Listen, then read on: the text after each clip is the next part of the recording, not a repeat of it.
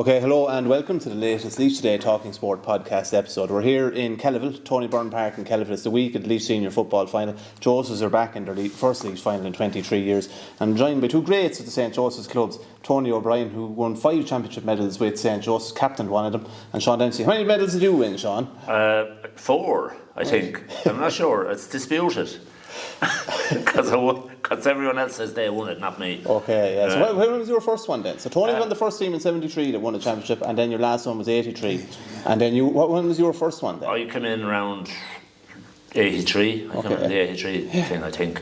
And I don't pay much attention to that sort of dates, to be honest with you. Right, yeah. Yeah, no, I wouldn't. That sort of stuff wouldn't bother me now. Yeah, okay, so you have 4 or 5 county medals. Last one in 96 or 94. Yeah, and we have the Centenary Championship. We won that was a competition that year. 1984 was a Centenary competition. We won that as well, so...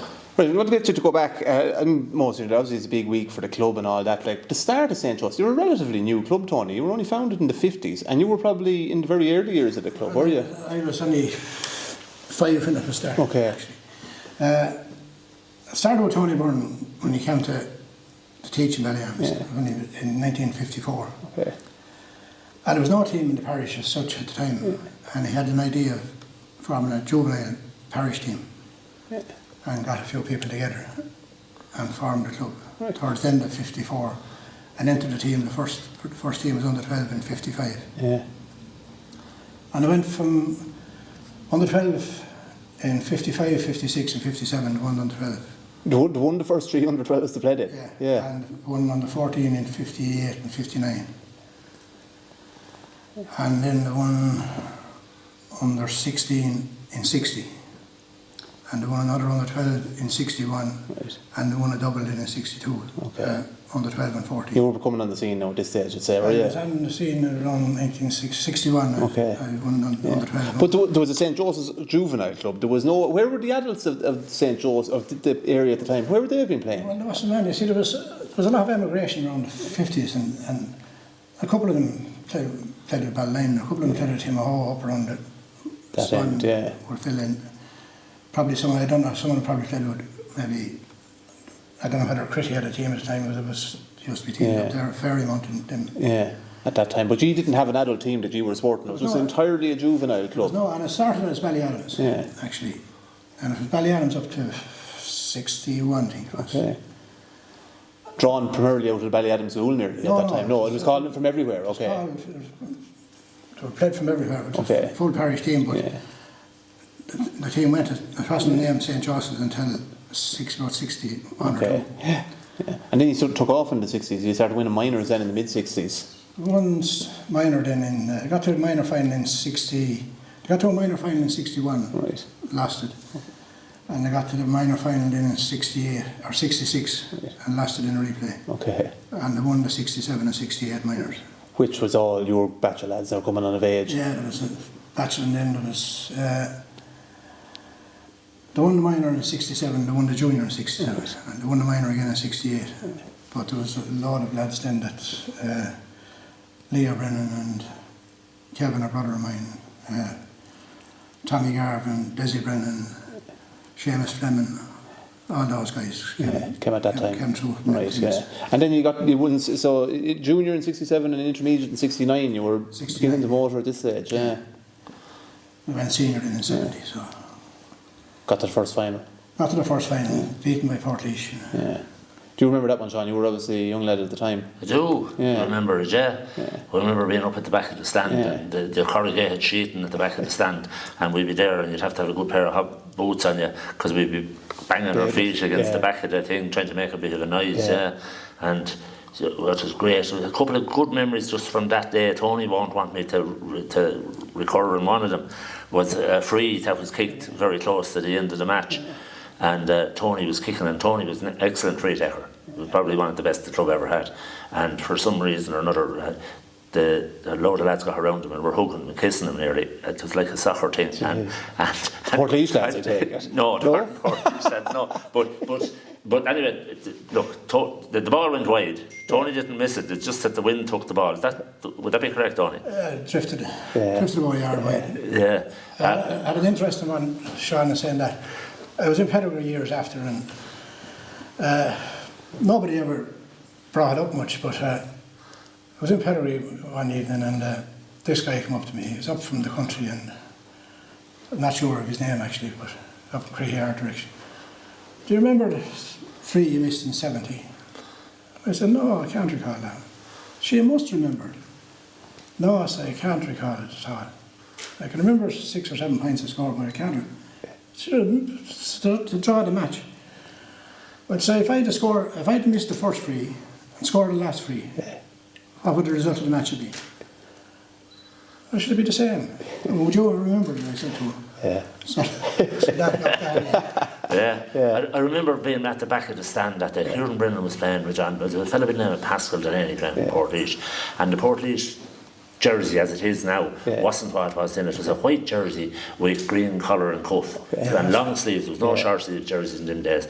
And I remember going around the back of the stand to try and get into the Joseph's dressing room, you see. And Pascal Delaney was standing outside the back of the Portlaoise dressing room smoking a cigarette, and all down the front of his jersey was red Covered with blood. And Pascal was a Leinster heavyweight boxing champion, but seemingly Kieran Brennan had issues with him during the game, I'm not sure. But Pascal was there, and there wasn't a bother. I remember talking to Pascal years later, reminded him of this, and he said, yeah, that was a tough son of a lad I was on that day. He says, you know what I mean? Kieran probably was only coming through the system. Tony had a better idea. You told me that one about Kieran. That was before half time. I think Kieran had it in his head going out, well, if Pascal was going to throw his weight around here, I'm going to stop him.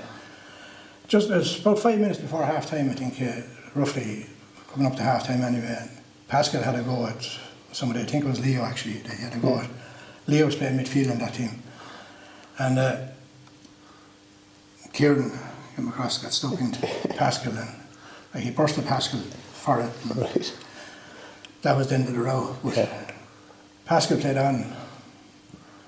But Sean says the blood was coming out.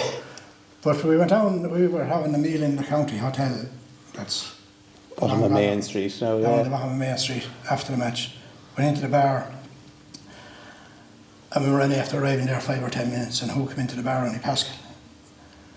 And straight ahead over to Kieran, called for 2 pints and drank with Kieran for the remainder of the evening. I forgot it was left on the pitch. That's the way it should be. But did you remember those years? Obviously, then 70. You were only a juvenile player at that stage, Sean. But Joseph's were really. He won 4 championships in the 70s and got to 2 Leinster finals, coming from nowhere essentially, or as they hadn't a tradition behind them that other clubs had at that time.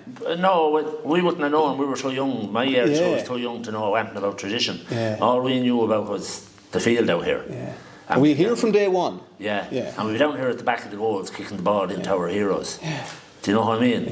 And we're kicking the ball back, and the odd time you might have to make up a team. You might be only 14 or 15 years of age, but you might have to make up a team.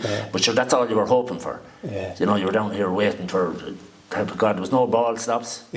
We tugged out over there in a clump of trees or bushes, and everyone come down for matches and everything, like no dressing rooms, anything like that. And we'd come down on the bikes or walk down or whatever way you could. But just to be at the training, it was a big deal. Oh yeah, big deal. Yeah, but sure, look at Tony, Kevin, all the names he mentioned, the Brennans, all them, like they were our gods. And we didn't realise within a few years we were playing with a lot of them. Do you know what I mean? It absolutely just flew past. But when looking back on it, and I was thinking about it over the last few days, we were so privileged.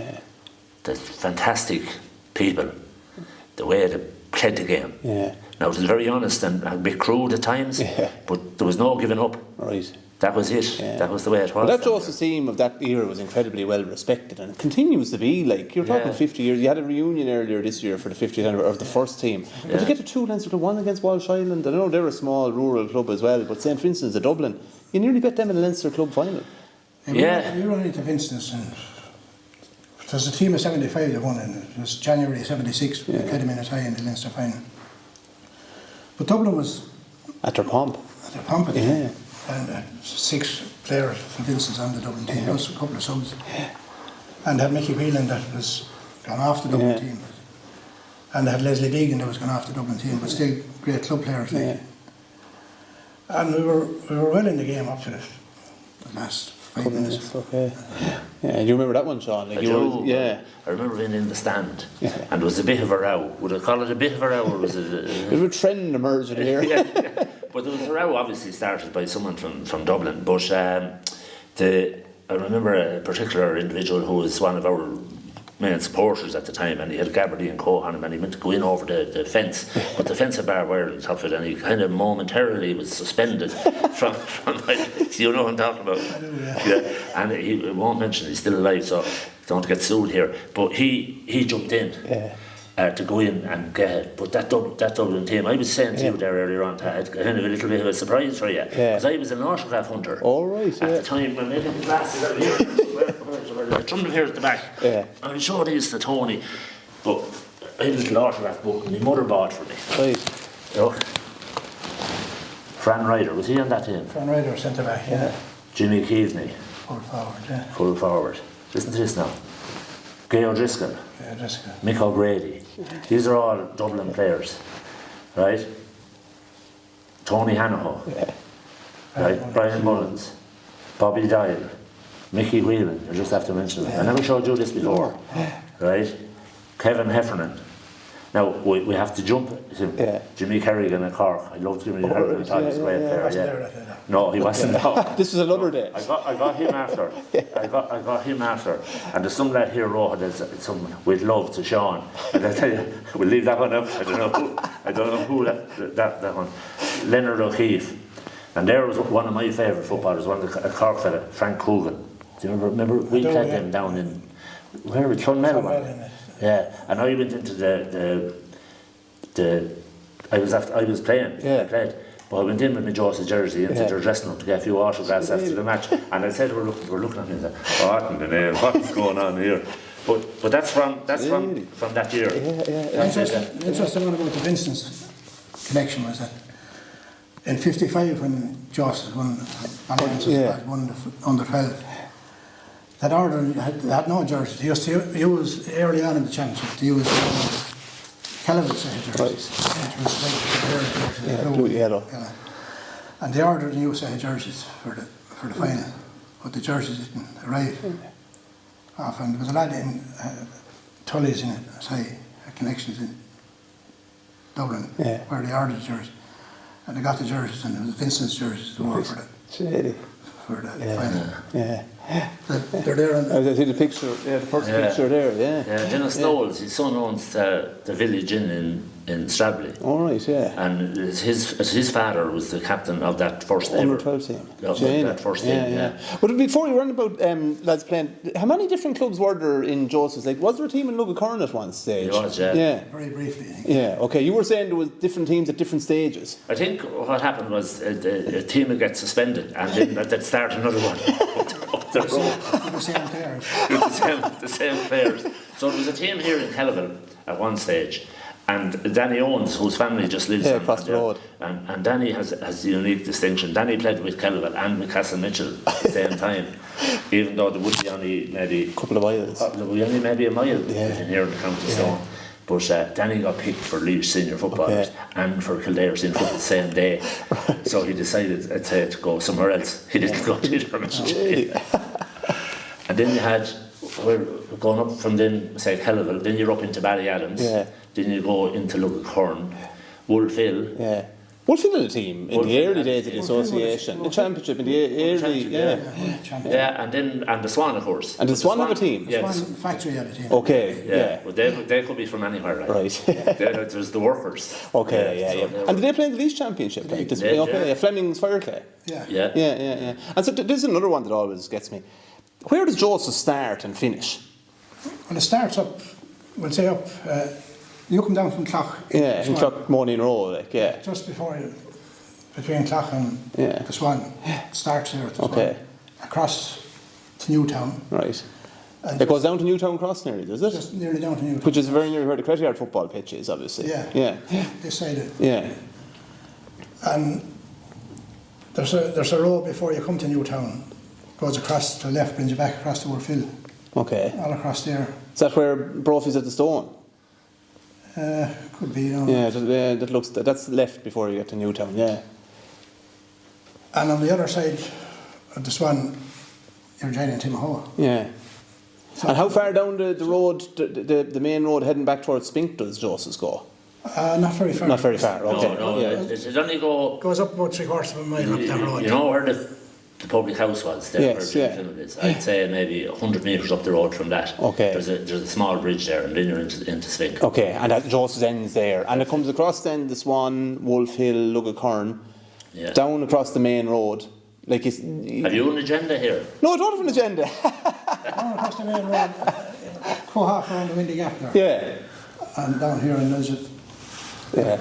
I heard about it. And then it's stretched down nearly into Ballylinan, obviously. Very nearly. Yeah. And the pitch here in Kellyville is like in the very bottom corner of Joseph's, isn't it? Yeah. Probably would have been a talking point back in the day when travel wasn't as accessible as now, you know, with people, especially from the juvenile point of view. Yeah. But it's down here. But once lads got into adult football and started owning their own cars, like, and a lot of lads from Dublin traditionally, or a lot of lads from Joseph's traditionally would have been working in Dublin. Yeah. So driving down to Kellyville was nearly a bonus. Right.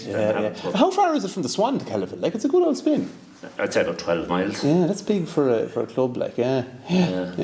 You do have an agenda. I don't have an agenda at all. I don't. I heard one time that it takes 5 postmen to deliver the post in St. Joseph's. You see, the thing about St. Joseph's is this: the Swan would have the Swan Portlaoise, and then Ballyadams down where I'm from would be Ballyadams a tie. Yeah. You see, and then where Martin, my brother, is heading up to Windy Gap, would be Cranna Stradbally. Yeah. So it would be served by several different post offices for convenience sake. Okay, yeah. And we haven't mentioned Pedigree at all. Should you stretch right down to Pedigree as well? Pedigree is not in Joseph's. No, Pedigree is in. No, we won't mention it. It's in the neighbouring. Pedigree became a Joseph's pub when Noel Peacock came to play. Yes, okay, yeah. Before that, I think, and Tony now can correct me, the 73 final where we would have been in Fleming's at Ballylinan. Yeah. Right. And with the aftermath of the 73 final then was in the old school in Ballyadams. That's right. And in the 75 final we would have celebrated in Leitch's, and the aftermath was in the corrugated, remember the corrugated hall down there? You're laughing now, you're thinking of something. Yeah, we were down the night before we went, the last night training before the 75 final. And I said, if we do win on Sunday, I'm going to bring the cup to Leitch's, and who wants to come can come. You were captain in 75. It's going to stay in the parish. Yeah. So, I don't know whether it went down well or not, but we went to Leitch's that night, and we went to the little hall in Wolf Hill after it. Sean was a barman for that time. Yeah. Sean used to be, he was about 12 or 14. Yeah, I did barman in the school in Ballyadams, 73. When he was 12. And I think he was drinking more than he was dishing out. Well, I'd always keep an eye on my father, and if he turned his back to me, you might get a sneaky one. But you were telling me you were the barman in 73, you were pulling the caps off the lids. Yeah, because there wouldn't have been that many bottle openers. Oh, yeah. You see, there was no cans at the time. And he volunteered first. Volunteered first, yeah. I'm still volunteering. It's an awful affliction.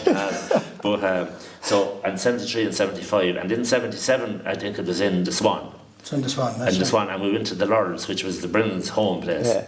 And Kit Brennan, the matriarch of the house, said to me, "You're a lucky charm." Now, I wasn't much of a charm at 16, but she said, "You're a lucky charm, so you get behind that table there and pull the drink." And the lads were all out the sheds out in the yard and all that sort of stuff. It was a right night in Swan that time. Yeah. You've built some tradition over the years, though, to be fair to Joseph's. Like, you've won 4 in the 70s, 2 in the 80s, 2 or 3 in the 90s and 2000. I know it's a long time now, you're going back a long spell now, but to win 8 championships that soon after setting up, like, it was an incredible 2 decades. You take from 70 to 2000, which is what, roughly 30 or 31 seasons. Like, they won 9 championships. Yeah. And we're beaten in 4 or 5, yeah. Yeah, we're beaten in 5, because we were beaten again in 2002. Yeah. But from 70 to 2000, that 30 year, 9 championships and another 5. A final every second year, essentially. Essentially, yeah. Do you know, like, apart from Arlis's 1 championship, no one has brought the cup across the gap. Yeah. Only Joseph's. Jenny, yeah. Like, since Greg Cullen, obviously. Since the great Greg Cullen days. No, Craig. 65. Yeah. that'd be something to be talked about. Like that's a sense of pride. Like they know that we could be capable of doing that. Do you know what I mean? Yeah. Like this year now, when we won our first championship in 73, 50 years ago, Ballylina won the intermediate championship. That's right. And we were celebrating in Ballylina, which probably overshadowed them a bit, much to our disgust. And so they've won the intermediate championship this year now. So we're hoping for a kind of a repeat of that. Repeat of it, But for a rural club like, there's 3 schools in the area. It isn't massively populated. That's the thing. Like, it's a huge geographic spread of a place. Like, but it's not massively populated. You were familiar with the schools in Portlaoise. 120 odd students between the 3 schools. 100. I think it's 127 just at the minute. Okay. We would have classrooms in both Woolfield and the Swan with no child. Yeah. And some other classrooms with maybe 2 girls or 2 boys or something around that type of thing. So, but. I would, and Tony could correct me, but we'll definitely be punching above our weight because of it. And like I do a little bit of work in a school in Portlaoise where some of your people was in today, and for 3rd, 4th and 5th and 6th, for those classes alone, never mind junior 2nd and they've over 600. Yeah. Do you know? Well, there was a school in Loughearn. But that and Bowley, remember Bowley? There was a school in Bowley. I don't remember the Bowley school, but there was a school in Loughearn at Laois somewhere around the. Mrs. Coney was the head. But the numbers would never have been much more than that. No, numbers are so that's nearly standard across the generations. Like, that's what you've had going to school here. Apart from this one where you have a few terraced houses, there's no village or no town or in it. Like, that's. And you get some value out of your footballers. Like, you were in the minor final for the 2nd year running on your own. There's not too many clubs in the A on their own, and some of the clubs feeling to be on their own, but you're regularly in A finals on your own. This year's minor team now, when they were in primary school, the Tommy Fitzgerald was the Portlaoise man. I have to thank him very much for helping us out. But at 4th class, because normally your A team plays their 5th and 6th class. Come in the months. They played 4th class. He put a team into the Division 3, I think. Okay. And they won it, playing it in schools with 6th class players on it. Yeah. And that's this current minor team. But that's what happens in rural areas. You get a kind of a cycle of lads. And we've only 9 kids now on our under 9 panel. That's it. We don't have anyone else. 9 lads born in 2014 or whatever it was. That's it. And it's very hard to get value out of players. You take the present team. We won the one in 2015 and 2016. And they had that team started the semi-final. Right. And there was 2 or 3 of them in the subs. So you've kept them going, let's say, Being the core players there. Would there be many lads between 20 and 30 in Joseph's that don't play football? Oh no. The great thing about Joseph's is you're always going to get a game. Because you don't have 35. We got beaten in a minor final a number of years ago, and Tom Dunn was a county minor full back, and he got injured halfway through the first half. We take him off, and we had to put him the only sub we'd left. We'd only one in the line in a minor A final. You know, it's was it Tom or Dan? Dan was the county minor full back. Dan, and I got put off. Like, so, if you can be sure anyone out there that wants. Would you feel 3 adult teams comfortably? You know, like a good junior A team, good junior C team, and that, like, and there's huge respect on those teams as well. Like, they're not just cobbled together, like they're properly turned out. And then, in the most part, they all train here together. Right, yeah. That was our tradition here, Tony, wasn't it? I remember when I came onto the junior team in Joseph's, there was never a question that the juniors trained separately from the seniors. We trained with the lads, which were winning county finals. We trained with them all the time. You know, that was it. Do you remember your very first game at Joseph's? I do. Adult level. Yeah, well, either juvenile or adult, I remember the first adult one anyway. It was the year we won this junior. Okay. I think they spent 3 or 4 hours picking the team on a Saturday night. And we played over in the Grove in Annanaugh on a Sunday. And I was picked a sub. But there was 2 lads. One lad was picked and his brother wasn't picked. And he said, well, if he's not playing, I'm not playing. To at home. So Edmund Barry, Lord of Mercy, and Edmund was secretary. Right, give me the jersey. I took off the jersey, I threw the jersey, and he changed that jersey. And your man had to stand aside. That was the first game I got. The man came back on the team, I think, for the semi-final, but he didn't get back in until then. Right, yeah. I won't name him, it was not fair. Yeah. Do you remember your first game, Sean, at adult level? Or? Yeah. Funny that he says he played in the Grove in Annanock. My first adult game was against Annanock in Ballylinen. You know, I'd say 79, maybe 8 or something around there. There's a couple of things stands out for me. I know Leo Brennan passed me a ball. I got 2-1 that day. I got 2 goals in the first half and I got points in the second half. But in between that, I was out on the sideline picking up a ball, turning in, and I was hit with a sledgehammer from probably one of the Millers. Absolutely creamed me. And by the time I straightened myself up, my father was in on the field having a go at one of the Annanock lads. lads. But we won the match and got home, and an uncle of mine was into the greyhounds, and we were minding a few dogs for him up in Cranagh at the time. And I went out to walk the greyhounds up the road, and the car pulled up beside me and let down the window. Are you Sean Dempsey? And I says, I am, yeah, you're on the F. And lashed me out of it. So I stopped walking the greyhounds after matches after that, just went straight to the pedigree. Just got a different type of abuse. I just got a different type of abuse, yeah. There must be great excitement this week. You have 2 grandsons. Sorry, carry it. We were having the first juvenile match I played, I think, under 14. Yeah. And we won the under 14, 12 and under 14 in 62. Yeah. But Tony Byrne picked the team in the school. Yeah. And he'd probably spend an hour, and it was great, like he'd be up there and he'd be talking away. But he looked down, I seen him looking down at me.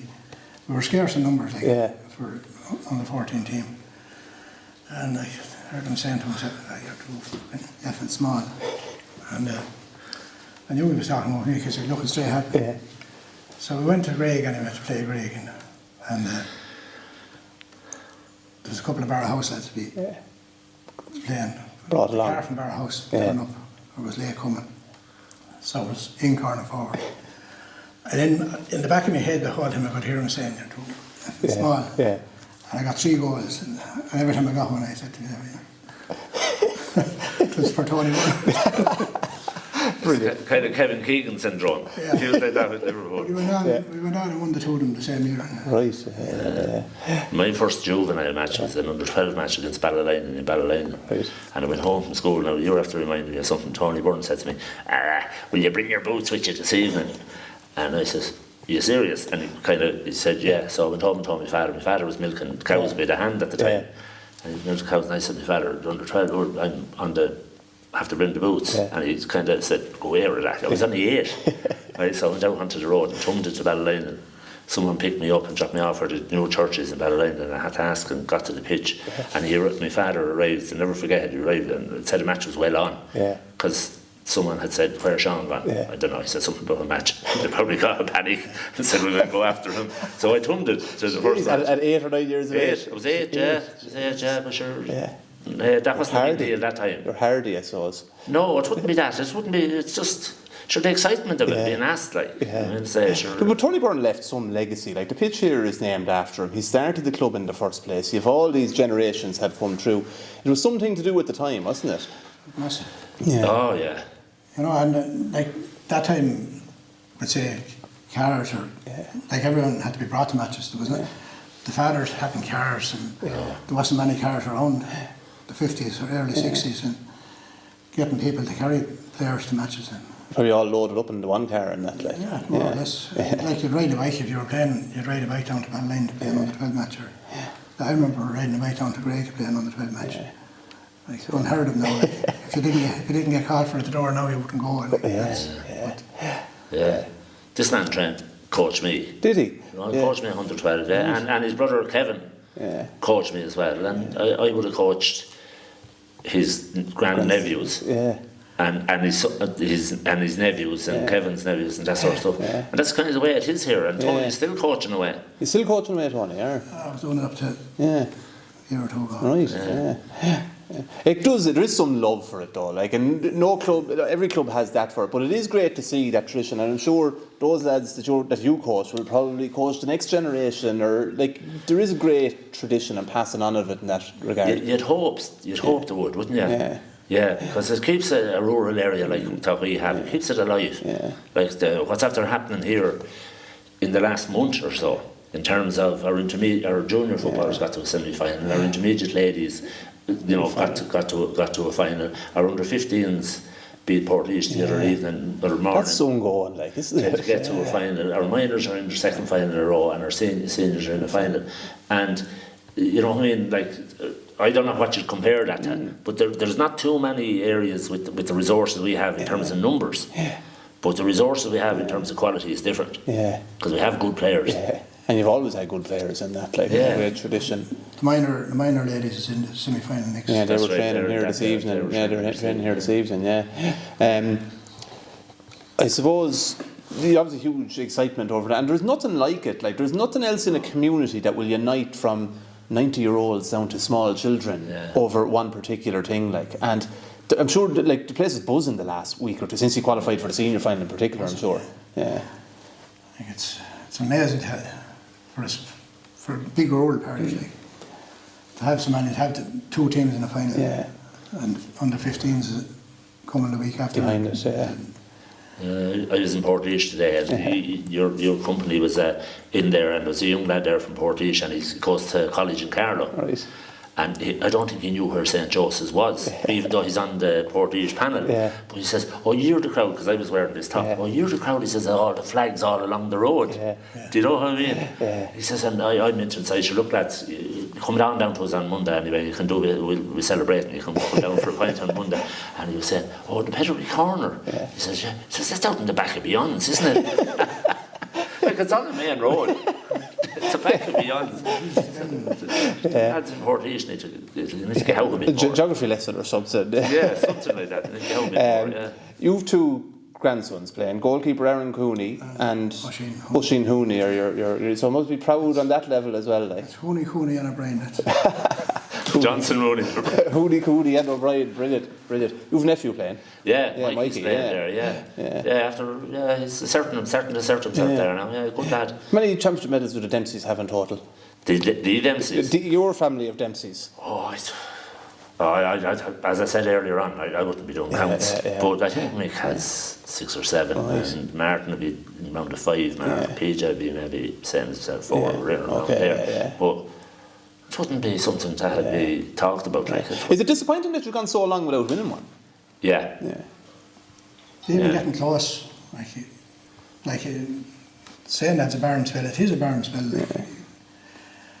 And it's very hard to pinpoint why, because it was good players, but probably not enough good players altogether. At the same time, I would say after, like Mick is manager now, he's 4th year in. Yeah, 4 years. There with Joe Higgins, first year in. Yes. It's 3 more years. But Mick was the trainer and the manager now, Mick Moore, when we won in 2000 as well. He was a selector now. 23 years the last time, and that team was a reasonably young team that won in 2000. There was a lot of like Stephen Kelly, Tom Kelly, Joe Higgins, Noel Garvin, Willie Hooney, Oisín's father, Colin George. They were all there. Colin Kelly sure was only 15, as you were saying. But for one reason or another, sort of Stephen stopped playing young. Colin stopped playing.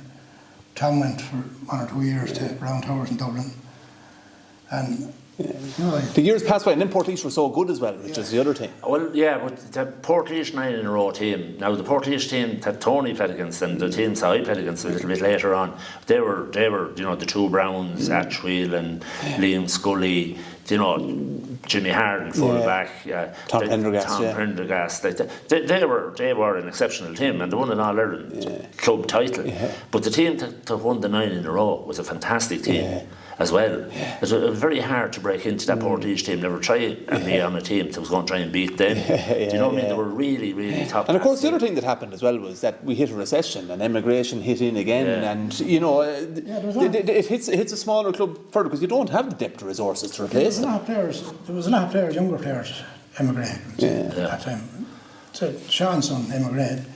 There was 2 others. Well, there was Brian Dempsey, Ian Dempsey, Jack Dempsey, Paddy Hickey, Brendan Hickey, and James Enda Butler, all were part of an under-21 winning championship team. James all Dyle. gone.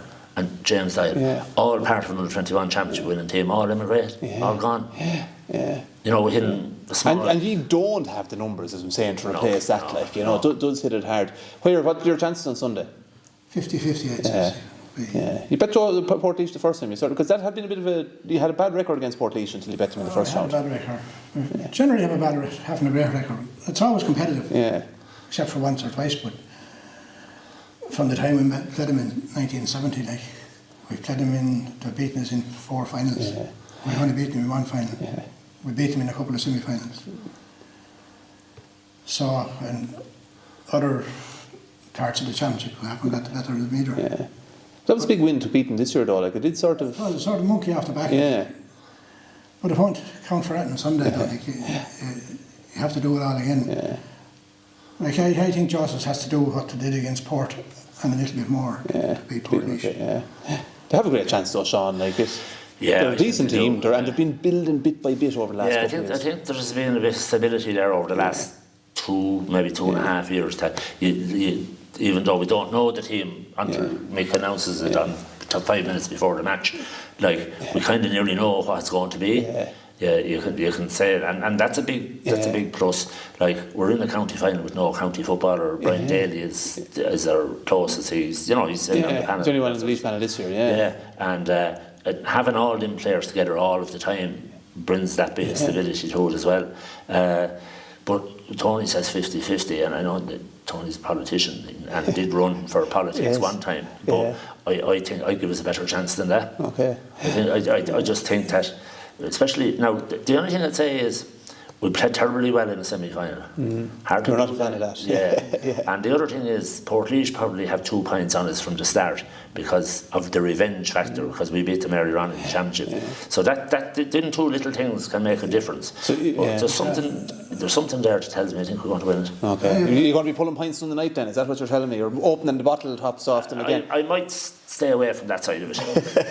I have probably whether it's a good thing or a bad thing. I've been doing umpire for a number of years because 2 of the sons-in-laws, Tom Kennedy and Des Cooney, and they're referees. And like, I've done umpire Portlaoise for a couple of matches there this year, and I think it was Dempsey's match. The difference in Portlaoise playing that day, even from the time they played G, had moved up a gear. Their intensity was. Now, the first half against Greg, they looked super. But then Greg came back, only lost by 3 points at the end.